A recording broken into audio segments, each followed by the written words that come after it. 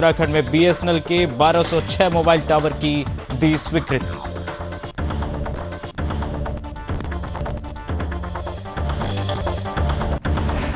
CM Dhami ने केंद्रीय गृह मंत्री अमित शाह से की शिष्टाचार भेंट। मुख्यमंत्री ने केंद्रीय सहकारिता मंत्री से केंद्र सरकार की तरफ से प्रति पैक्स दी जाने वाली धनराशि को बढ़ाने का किया आग्रह।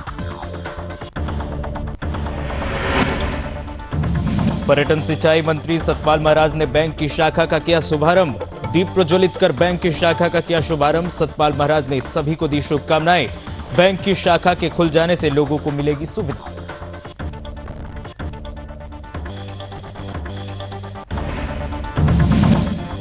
सीएम धामी पहुंचे दिल्ली। सीएम धामी ने निर्माणाधीन भवन उत्तराखंड निवास का किया निरीक्षण। उत्तराखंड निवास के नक्शे को भी किया अवलोकन। सीएम धामी निर्माण को लेकर कार्यदायी संस्था को दिए निर्देश।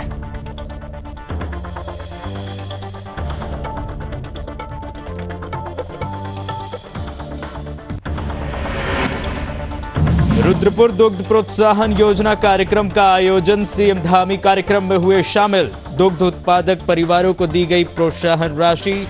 दुग्ध उत्पादकों को किया गया सम्मानित।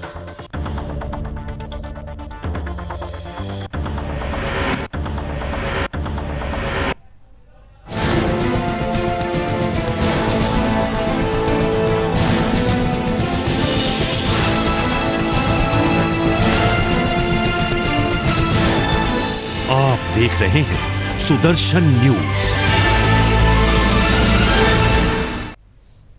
नमस्कार, आप देख रहे हैं सुदर्शन न्यूज और मैं हूं आपके साथ कीर्तिमान सिंह। उत्तराखंड के सीएम पुष्कर सिंह धामी दिल्ली पहुंचे। सीएम धामी ने शनिवार को नई दिल्ली में केंद्रीय मंत्री रेल संचार और इलेक्ट्रॉनिक्स और सूचना तकनीकी के मंत्री श्री अश्विनी वैष्णव से शिष्टाचार भेंट की। इस दौरान उत्तराखंड में मोबाइल नेटवर्क को मजबूत करने के मुख्यमंत्री के अनुरोध पर केंद्रीय मंत्री ने उत्तराखंड में बीएसएनएल के 1206 मोबाइल टावर की स्वीकृति दी। प्रत्येक मोबाइल टावर की लागत 1 करोड़ रुपए आएगी। सीएम धामी ने टनकपुर देहरादून के मध्य एक जन शताब्दी रेल सेवा शुरू किए जाने का भी अनुरोध किया।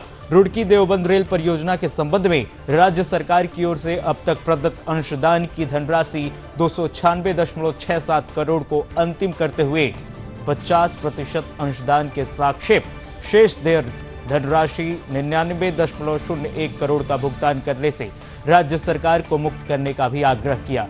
मुख्यमंत्री ने टनकपुर बागेश्वर रेल लाइन को नैरोगंज के स्थान पर ब्रॉड गेज बनाए जाने के लिए भी अश्विनी वैष्णव से मुलाकात की। हराईवाला रेलवे स्टेशन के आधुनिकीकरण, ऋषिकेश उत्तरकाशी रेल लाइन और किच्छा खटीमा रेल लाइन के निर्माण हेतु भी अनुरोध किया, जिसके संबंध में रेल मंत्री द्वारा सहमति व्यक्त की गई।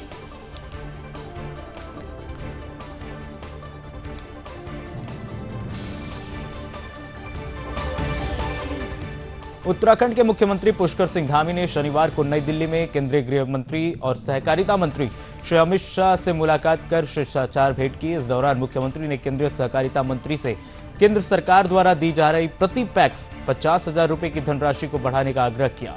उन्होंने कहा कि केंद्र सरकार की तरफ से 670 पैक्स के लिए 3.35 करोड़ रुपए की धनराशि आंकलित की गई है। ये प्रति पैक्स किए गए व्यय के सापेक्ष में कम है। मुख्यमंत्री ने कहा कि उत्तराखंड पैक्स कंप्यूटरीकरण में अग्रदूतों में से एक है। साथ ही पर्वतीय राज्य है। पर्वतीय राज्यों को प्रदत्त की जाने वाली सहायता मिलने से उत्तराखंड को बड़ी राहत मिलेगी। मुख्यमंत्री ने कहा कि उत्तराखंड में 670 पैक्स द्वारा कुल 18.76 करोड़ रुपए का व्यय किया गया है। मुख्यमंत्री ने यह भी कहा कि राज्य की 108 से अधिक पैक्स लाइव हो चुकी है, जो सॉफ्टवेयर पर अपना काम दैनिक लेन देन कर रही हैं और अवशेष 502 समितियों का कार्य अगले 6 महीनों में पूरा किया जाना है। मुख्यमंत्री ने सभी प्राथमिक कृषि ऋण सहकारी समितियों को कंप्यूटरीकृत करने के निर्णय पर केंद्रीय सहकारिता मंत्री श्री अमित शाह का आभार व्यक्त किया। उन्होंने कहा कि इससे निश्चित रूप से समितियों के कामकाज में क्रांतिकारी बदलाव आएगा और सहकारी क्षेत्र में सबसे महत्वपूर्ण सुधारों में से एक साबित होगा।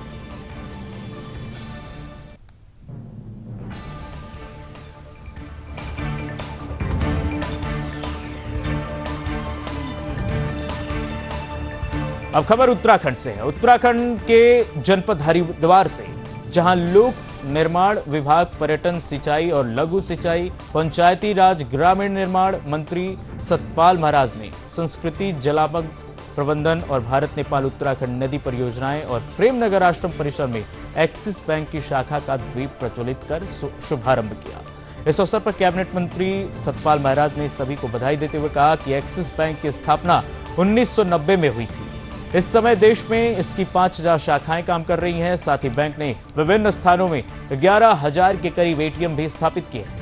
उन्होंने कहा कि प्रेमनगर आश्रम क्षेत्र में इस बैंक की शाखा के खुल जाने से लोगों को काफी सुविधा होगी। साथ ही प्रधानमंत्री के कैशलेस आदान प्रदान की परिकल्पना को भी और मजबूती मिलेगी। इस अवसर पर एक्सिस बैंक के सर्किल हेड श्री रघुवीर Singh Chauhan, cluster head Shri Mukesh Sahni, branch manager Ajay Singh, Pankaj Rawat आदि शामिल हुए।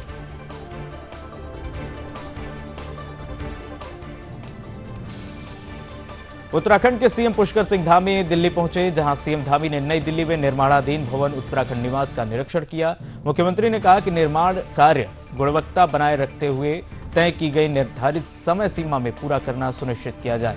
साथ ही सीएम धामी ने उत्तराखंड निवास के नक्शे का अवलोकन भी करते हुए कहा कि भवन के सभी प्रावधानों की विस्तार से जानकारी ली और सीएम धामी ने कार्यदायी संस्था को निर्देशित करते हुए कहा कि ये नए बन रहे उत्तराखंड निवास में कार्य की सुगमता के दृष्टिकोण से उत्तराखंड स्थानिक आयुक्त कार्यालय और उत्तराखंड राज्य सूचना केंद्र को उक्त भवन में स्थापित किए जाने के संबंध में विचार किया जाए। उल्लेखनीय है कि 3 गोपीनाथ बारदुलई मार्ग, चाणक्यपुरी, नई दिल्ली में जून 2020 से उत्तराखंड निवास का काम शुरू किया गया। भवन में 3 बेसमेंट होंगे। भवन में भूतल को सम्मिलित करते हुए कुल 7 तल बनाए जाएंगे। भवन उत्तराखंड वास्तुकला शैली में बनाया जा रहा है। ग्रीन भवन की तर्ज पर बनाए जा रहे इस भवन का अपना सीवेज शोधन संयंत्र होगा। भवन में 50 किलोवाट क्षमता का सोलर पावर प्लांट भी है। उत्तराखंड निवास का निर्माण कार्य संभावित 2023 तक पूरा कर लिया जाएगा।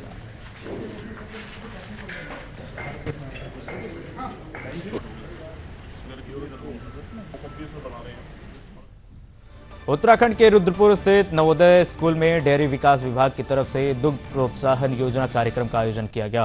कार्यक्रम में उत्तराखंड के सीएम पुष्कर सिंह धामी शामिल हुए। वहीं सीएम धामी का जोरदार स्वागत किया गया। इस दौरान उन्होंने प्रदेश के 1,13,000 दुग्ध उत्पादकों के परिवारों के खातों में डीबीटी के माध्यम से 22 करोड़ रुपए की प्रोत्साहन राशि ट्रांसफर की। इस बीच सीएम धामी और दुग्ध विकास मंत्री सौरभ बहुगुणा ने प्रदेश के सर्वश्रेष्ठ 3 दुग्ध उत्पादकों को प्रोत्साहन राशि देने के साथ ही उनको सम्मानित भी किया। मुख्यमंत्री धामी ने कहा कि दुग्ध उत्पादकों को समितियों के माध्यम से 25% अनुदान दिया जा रहा है। 5 साल में 20,000 दुधारू पशु खरीदकर 5300 लोगों को लाभान्वित करने का लक्ष्य रखा गया है। अब सिंचाई विभाग कृषि विभाग के साथ तालमेल कर योजनाएं बनाएगा ताकि किसानों को सिंचाई की दिक्कतें न हो। सीएम धामी ने कहा कि पीएम मोदी के नेतृत्व में देश तेजी से आगे बढ़ रहा है। प्रदेश में सरलीकरण, समाधान और निस्तारण के रेल मंत्र पर काम किया जा रहा है। जल्द ही किसानों के प्रोत्साहन के लिए योजना शुरू करने जा रहे हैं। वहीं मुख्यमंत्री धामी ने रुद्रपुर के कलेक्ट्रेट में पहुंचकर बीजेपी राष्ट्रीय अध्यक्ष जेपी नड्डा की हर घर तिरंगा अभियान को लेकर वर्चुअल मीटिंग भी हुए। उन्होंने कहा कि उत्तराखंड में इस अभियान को लेकर लोगों में भारी जोश है और अभियान ऐतिहासिक होगा।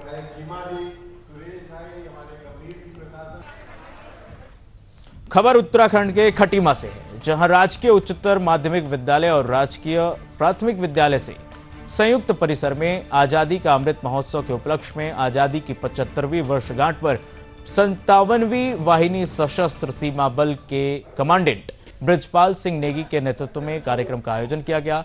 कार्यक्रम का शुभारंभ मां सरस्वती की प्रतिमा पर द्वीप प्रज्वलित कर किया गया।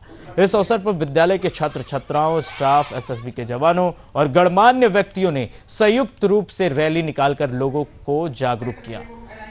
कार्यक्रम में उपस्थित सभी लोग और छात्र छात्राओं को आजादी के 75वीं वर्षगांठ के अवसर पर चलाए जा रहे हर घर तिरंगा अभियान को सफल बनाने के लिए प्रेरित किया गया। इस दौरान कमांडेंट ब्रजपाल सिंह नेगी के पर्यावरण शुद्धिकरण की दृष्टि से वृक्षारोपण, समाज में फैल रहे नशे की प्रवृत्ति पर रोकथाम के साथ ही आजादी के 75वीं वर्षगांठ के शुभ अवसर पर चलाए जा रहे हर घर तिरंगा अभियान के महत्व के बारे में जानकारी देते हुए उपस्थित लोगों और छात्र छात्राओं को जागरूक भी किया गया।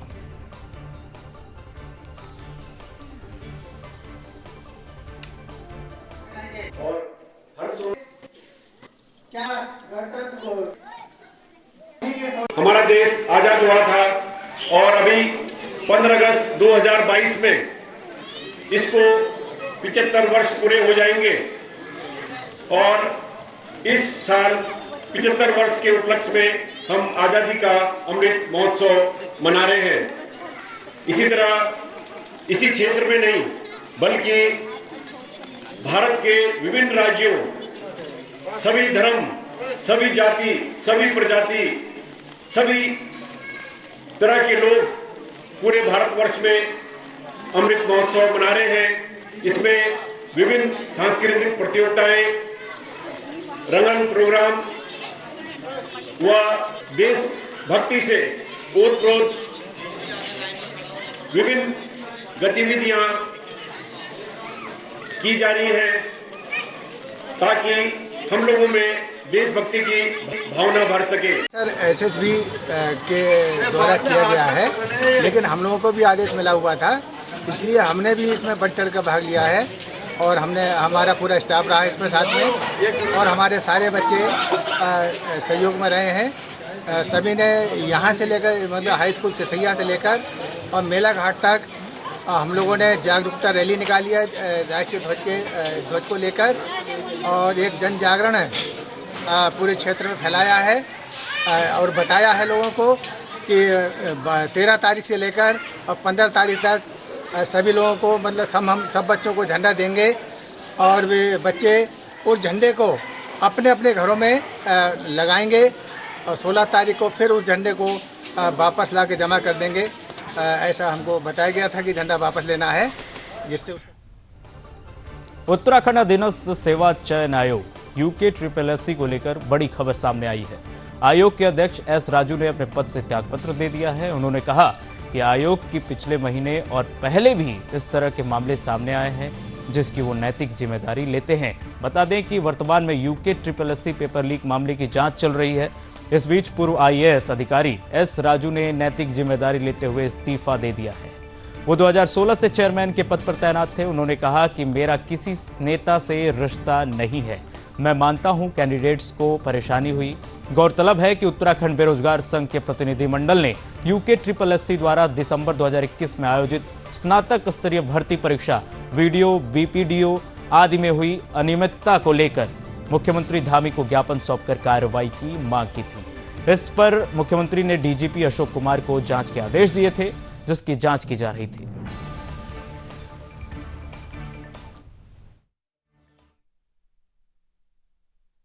हम लोगों ने बहुत मेहनत करके एफआईआर करवाया और एफआईआर करने के बाद इसमें पुलिस जांच चल रही है। यदि भी पुलिस जांच अभी भी चल रही है और कमीशन का किसी अधिकारी या कर्मचारी का संलिप्तता है नहीं, फिर भी सेंगमारी तो हुआ, उतना तो प्रूव हो गया है। चूंकि सेंगमारी हो गया है अध्यक्ष होने की वजह से, मुझे नैतिक जिम्मेदारी है, तो इसलिए मैं इस्तीफा दे रहा हूं। मसूरी हाथीपांव मार्ग काट मैकेजी रोड पर डेरा माइंस के पास भारी भूस्खलन हुआ। वहीं भूस्खलन होने के बाद सड़क पर आए मलबे के कारण सड़क बंद हो गई, जिससे सड़क के दोनों ओर वाहनों की लंबी कतार लग गई, जिस कारण लोगों को भारी परेशानियों का सामना करना पड़ा। सड़क बंद होने की सूचना पर लोक निर्माण विभाग की टीम मौके पर पहुंची और जेसीबी के माध्यम से सड़क पर आए मलबे को करीब 2 घंटे की मशक्कत के बाद हटाया गया, जिसके बाद रोड को वाहनों के लिए सुचारू रूप से शुरू कर दिया गया। बताया जा रहा है कि सुबह के समय अचानक मसूरी हाथीपांव मार्ग काट मैकेजी रोड पर भूस्खलन होने से पहाड़ी का एक बड़ा हिस्सा टूटकर सड़क पर आ गिरा, जिससे सड़क पर आए मलबे के कारण सड़क बंद हो गई। इस दौरान सड़क का एक भी भाग क्षतिग्रस्त हो गया। लोक निर्माण विभाग के अधिकारियों ने बताया कि मसूरी हाथीपांव मार्ग काट मैकेजी रोड भूस्खलन होने से सड़क बंद हो गई, वहीं पहाड़ी के ऊपरी सड़क को भी खतरा हो गया। वहीं नीचे की सड़क में मलबा और पत्थर गिरने से मार्ग बंद हो गया था। उन्होंने कहा कि 2 जेसीबी लगाकर सड़क पर आए मलबे और पत्थर को हटाया गया, जिससे बाद में यातायात को सुचारू रूप से शुरू कर दिया गया। वहीं दूसरी ओर मसूरी देहरादून गलोगी पावर हाउस के पास भी लगातार भूस्खलन हो रहा है, जिससे लोगों को परेशानी हो रही है। लोगों की माने तो बरसात के समय पर हो रहे भूस्खलन से लोगों को दिक्कतों का सामना करना पड़ रहा है। ऐसे में सरकार द्वारा पहाड़ के ट्रीटमेंट के लिए जल्द कार्रवाई शुरू करनी चाहिए। लोक निर्माण विभाग के अधिकारियों की माने तो पहाड़ के ट्रीटमेंट को लेकर सरकार और प्रशासन लगातार काम कर रहा है।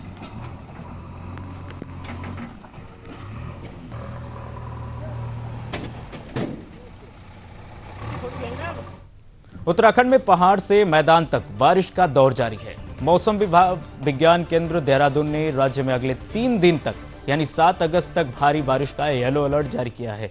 मौसम विभाग की तरफ से जारी पूर्वानुमान के मुताबिक राज्य के देहरादून, नैनीताल, पौड़ी, चंपावत, बागेश्वर और पिथौरागढ़ जनपदों में कहीं कहीं भारी बारिश को लेकर संभावना जताई है, जिसको लेकर इन जनपदों के लिए येलो अलर्ट जारी किया गया है। इसके अलावा राज्य के अन्य जनपदों में कहीं कहीं तीव्र बौछार के साथ हल्की से मध्यम वर्षा गर्जना के साथ बारिश हो सकती है। मौसम विभाग ने 7 अगस्त को राज्य के चमोली और बागेश्वर जनपदों में कहीं कहीं भारी बारिश की संभावनाएं जताई हैं, जिसको लेकर येलो अलर्ट जारी किया गया है। मौसम विभाग के निदेशक विक्रम सिंह के मुताबिक राज्य में 7 अगस्त तक बारिश का दौर जारी रहेगा। उन्होंने सतर्क रहने की सलाह देते हुए बताया कि बारिश के चलते पर्वतीय जिलों में मध्यम भूस्खलन की संभावना है।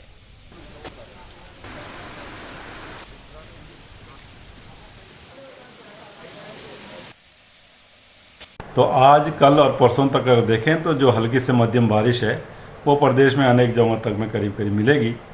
और साथ ही जो भारी वर्षा के लिए है तो इसमें देहरादून है, टेहरी है और इसी तरह अंदर में जो है पिथौरागढ़, बागेश्वर या फिर चंपावत डिस्ट्रिक्ट जो है, तो इनमें संभावना है कि एका दुक्का जगहों में भारी वर्षा की मिल जाएगी। साथ ही कल के लिए बात करें तो भारी वर्षा की जहाँ तक बात है कम हो जाएगी, लेकिन अंदर के जो पिथौरागढ़, बागेश्वर है या फिर उधम सिंह नगर है, इधर नैनीताल है, तो इनमें संभावना है कि एका दुक्का जगहों में इनमें कल भी हैवी रेन्स मिल सकती है।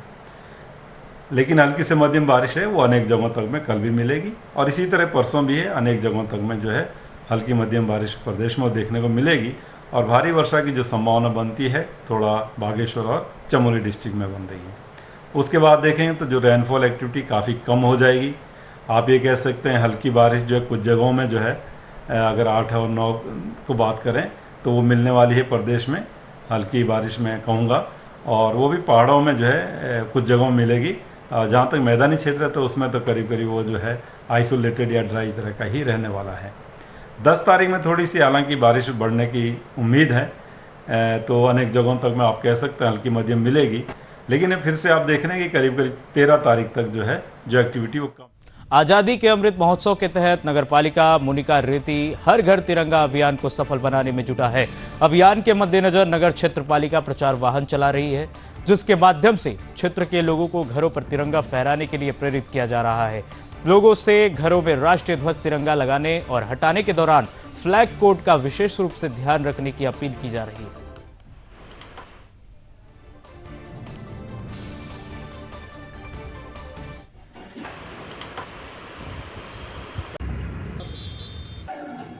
सबसे पहले तो हमारी कोशिश है कि कल से ही हमने स्टार्ट कर दिया है कि पूरे नगर पालिका क्षेत्र में सभी को इस बारे में जागरूक किया जाए। हर घर झंडा अभियान सेंट्रल गवर्नमेंट का, प्रधानमंत्री जी का बहुत ही एक अमृत योजना जो 75वां हमारा इंडिपेंडेंस डे है उसको लेकर के एक बहुत ही महत्वाकांक्षी इनका अभियान है, तो उसको जन जन तक पहुँचाना ताकि वो अवेयर रहें और 13 से 15 अगस्त तक झंडा प्रत्येक घर में वो फहराएँ। तो हम अपनी नगर पालिका अपनी तरफ से भी कुछ झंडे मुहैया कराएगी, घरों तक हम झंडे भी देंगे और बाकी हमारी कोशिश है कि लोग स्वयं अपने स्तर से भी उसका झंडे को प्रोक्योर करें और ले। बड़े बड़े होटल्स हैं, धर्मशालाएं हैं, तो बाकी लोगों में बहुत खुद से ही हम देख रहे हैं बहुत उत्साह भी है, वो खुद ही काफ़ी इस प्रोग्राम को लेकर के काफ़ी उत्सुक हैं और करेंगे। तो कल हमने एक हर घर झंडे का रथ का भी हमने वो किया है, एक उद्घाटन किया है जो हर पूरे सिटी में जा करके लोगों को इस बारे में बताएगी और वहीं से हम झंडे का वितरण भी करेंगे। तो उम्मीद है कि 13 से 15 तारीख तक ये अभियान हमारा पालिका क्षेत्र में बहुत अच्छे से एक सफलतापूर्वक साबित होगा।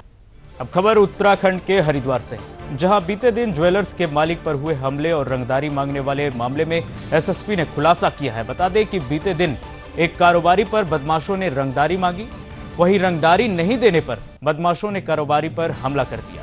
जिसके बाद पीड़ित कारोबारी ने मामले की शिकायत थाने में की, जिसके बाद पुलिस ने मामले को दर्ज कर लिया। साथ ही मामले की जांच की दौरान घटना में शामिल 5 अपराधियों को गिरफ्तार कर जेल भेज दिया गया है। घटना का खुलासा करने वाली पुलिस टीम को 25,000 का इनाम देने के एसएसपी हरिद्वार ने घोषणा की है। साथ ही 51,000 का इनाम ज्वेलर्स एसोसिएशन के पदाधिकारियों ने चेक के माध्यम से पुलिस को प्रदान किया। वहीं एसएसपी डॉक्टर योगेंद्र सिंह रावत ने बताया कि पूर्व में हुई ज्वेलर्स कारोबारी पर फायरिंग और रंगदारी की घटना का ज्वालापुर कोतवाली में खुलासा कर बताया कि एसओजी और साइबर सेल टीम ने घटना को अंजाम देने वाले 5 आरोपी को गिरफ्तार किया। फिलहाल पुलिस आरोपियों से पूछताछ कर रही है।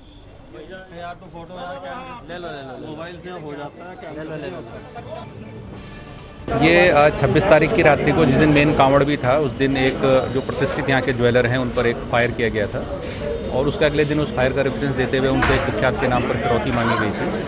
क्योंकि ये एक सनसनीखेज घटना थी तो इसको बड़ी गंभीरता से हम लोगों ने लिया और 4 टीमें लगातार इसमें काम कर रही थी। पूरे एक लगभग सप्ताह के प्रयास के बाद, उससे भी अधिक के प्रयास के बाद अंततः पुलिस के हाथ पता लगी है और इसका जो मेन मास्टरमाइंड है वो और उसके साथ 4 और सहयोगी 5 लोग पुलिस ने गिरफ्तार किए गए हैं और इस प्रकार इस केस का जो खुलासा हो गया है। इसका जो मास्टरमाइंड है वो पहले भी अपराध कर चुका है, डकैती के मामले में जेल जा चुका है। यद्यपि वो काफ़ी पढ़ा लिखा है लेकिन और बैंक में काम भी कर चुका है, अपनी हरकतों के कारण वहाँ से बर्खास्त भी किया गया था। लेकिन वो जल्दी पैसा कमाने की चाहत में इस अपराध में अभी भी घुसा हुआ है और उसके साथ के जो लोग थे वो दूसरे चक्कर में उसके साथ आ गए। 25,000 रुपये की घोषणा मैंने इनाम के तौर पर नहीं, उनका कोई नहीं आया। हमने उस एंगल पर भी बात की थी कि जो पूर्व में एक डकैती में लिप्त थे वो भी इसमें हो सकते हैं, लेकिन अभी तक ऐसा कोई इन्वॉल्वमेंट नहीं है। ये फ्रेश कहेंगे। नीरज जी ने बताया कि सारा घटनाक्रम वही था। मेरा मेन पर्पस है कि एसएसपी साहब के नेतृत्व में जो पुलिस की टीम, रेल चौकी इंचार्ज ने और एसओजी की टीम ने जैसे पूरे इन सबको पकड़ा इतने कम समय में, सबको जो कि सब अंडर सर्वेलेंस में थे लेकिन तब भी एकदम दबे हुए थे, इन सबको पकड़ने में जैसे पुलिस टीम का सहयोग रहा वो बहुत ही सराहनीय था। मैं उन सबको थैंक यू बोलूँगा कि हमारी सेफ्टी के लिए हम उन्हीं के पास जाते हैं और वो हमारा सपोर्ट करते हैं तो हमें बहुत अच्छा लगता है। तो थैंक यू सो मच। लगातार घटनाक्रम जो पिछले साल हुए और इस साल हुए, ये दोनों आपस में नहीं जुड़े हुए हैं। बस ये तो आप खराब किस्मत कह सकते हैं कि हमें ही टारगेट किया जा रहा है, लेकिन आगे हम भी अपनी सुरक्षा का खुद ही ध्यान रखेंगे और पुलिस टीम तो हमारे साथ है ही। उनसे उस फायरिंग को दबाव डाल करके कि हम आपको जान से मारने की धमकी दी, वरना 50 लाख रुपए की फिरौती की मांग की उनसे की गई। इसके संबंध में स्थानीय पुलिस विभाग को सूचना दी गई और उनकी तरफ से जो कार्रवाई की तो लगातार उस कार्रवाई के करने के परिणाम स्वरूप आज ये अपराधी पर पकड़े गए हैं। इस तरह की घटनाएं पहले भी लगातार इस क्षेत्र में हो रही हैं, जो अपराधी घटनाएं हैं, और विशेष रूप से ज्वेलर्स के यहाँ जो घटनाएं घटित हो रही हैं वो एक चिंता का विषय है हम लोगों के लिए।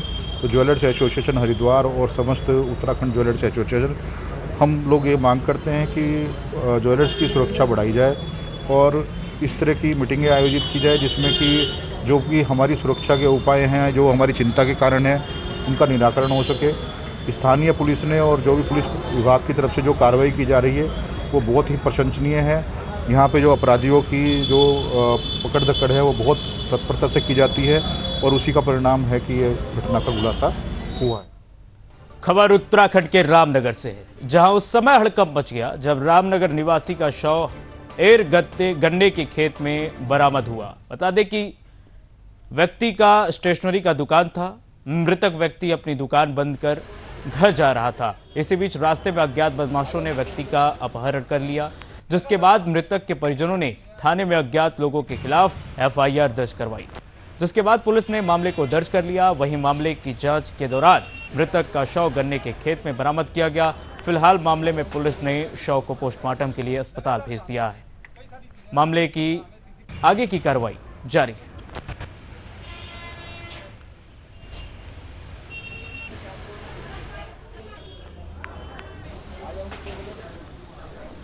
सुहेल सिद्दीकी हैं, ये नंदा लाइन के निवासी थे और चोरपानी में इनकी दुकान थी। इसमें घर वालों जब ये रात को नहीं पहुंचे तो पुलिस को इत्तला की गई थी और इसमें थाना कोतवाली में रामनगर में इसकी गुमशुदगी दर्ज की गई है। उसके बाद लीड मिली कि इसमें कुछ और मामला है। इस सूचना पर पुलिस के द्वारा इसमें भरत आर्या को हिरासत में लिया गया और इस घटना का अनावरण करते हुए आज पुलिस ने मुख्य अभियुक्त भरत आर्य को गिरफ्तार कर लिया गया है। इसका जो शव है वो छजलट थाना में मुरादाबाद जिले में मिला है।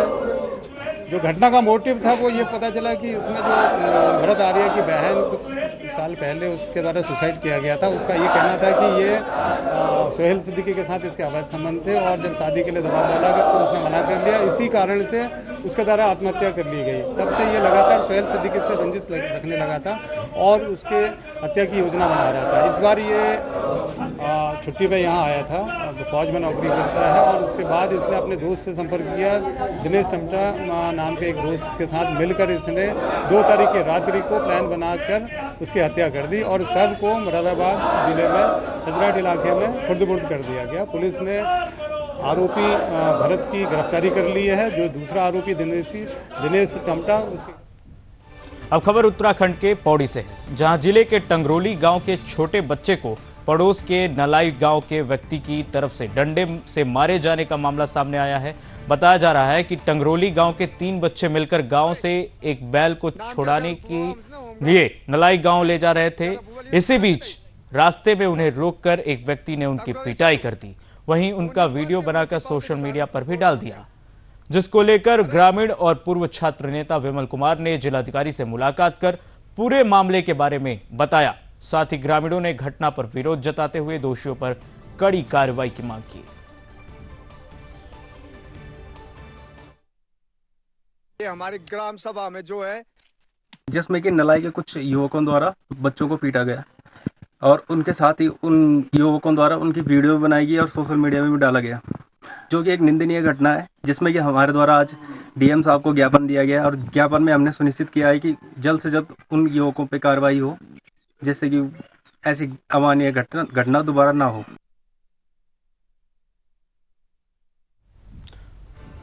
जनपद उधम सिंह नगर के सीमांत खटीमा में एक फर्जी आईडी बनाकर सोशल मीडिया पर पर्वतीय समाज की महिलाओं के पारंपरिक पोशाक और पहनावे को लेकर आपत्तिजनक टिप्पणी की गई, जिससे आक्रोशित पर्वतीय समाज की महिलाओं ने प्रियंका अरोड़ा के खिलाफ कार्रवाई को लेकर खटीमा तहसीलदार के माध्यम से मुख्यमंत्री को एक ज्ञापन भेजा। इस संबंध में पर्वतीय समाज की महिलाओं ने प्रियंका अरोड़ा के खिलाफ प्राथमिकी दर्ज कराने के लिए खटीमा कोतवाली में प्रार्थना पत्र दिया है। वहीं पर्वतीय समाज की महिलाओं ने मान सम्मान की रक्षा के लिए संबंधित के खिलाफ आवश्यक कार्रवाई की गुहार लगाई। वहीं इस मामले में एडवोकेट हेमा परिहार ने बताया कि पर्वतीय समाज की महिलाओं ने पोशाक और पवित्र पहनावों को लेकर प्रियंका अरोड़ा द्वारा सोशल मीडिया पर जो आपत्तिजनक टिप्पणी की गई है उसमें आवश्यक कार्रवाई के लिए तहसीलदार के माध्यम से मुख्यमंत्री को ज्ञापन दिया गया है। वहीं खटीमा तहसीलदार रविंद्र मिश्र ने बताया कि सोशल मीडिया पर प्रियंका अरोड़ा द्वारा पर्वतीय समाज की महिलाओं के पारंपरिक पोशाक को लेकर अशोभनीय टिप्पणी की गई, जो कि गलत है।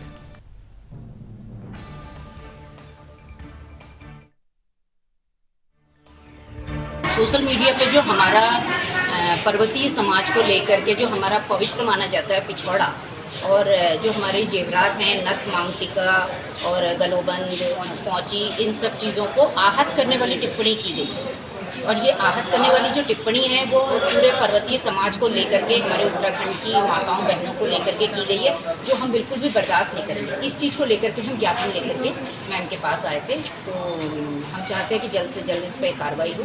वो हैं सोशल मीडिया के माध्यम से ही किया था, प्रियंका अरोड़ा नाम है उनका, और हम चाहते हैं कि वो हमारे समाज, पर्वतीय समाज के सामने माफ़ी मांगेंगी, सारी महिलाओं के सामने माफ़ी मांगेंगी, और अगर वो माफ़ी नहीं मांगती हैं तो इस पर फिर हम आगे कार्रवाई करने की सोच रहे हैं। देखिए, एक अभी भी मेरे को सूचना मिली है कि एक अरोड़ा नाम की महिला द्वारा पर्वतीय समाज की महिलाओं के पोशाक के सिलसिले में अशोभनीय टिप्पणी की गई, जो कि गलत है।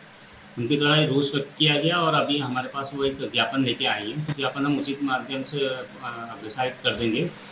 और इस संबंध में हम कहना चाहें, किसी भी पोशाक, फोक जो हमारी ट्रेडिशनल ड्रेस होती हैं, चाहे पर्वतीय समाज की हो या अन्य किसी भी समाज की हो, उनके बारे में टिप्पणी करना गलत है। चलिए फिलहाल लेते एक छोटा सा ब्रेक, कहीं मत जाइए, देखते रहिए सुदर्शन।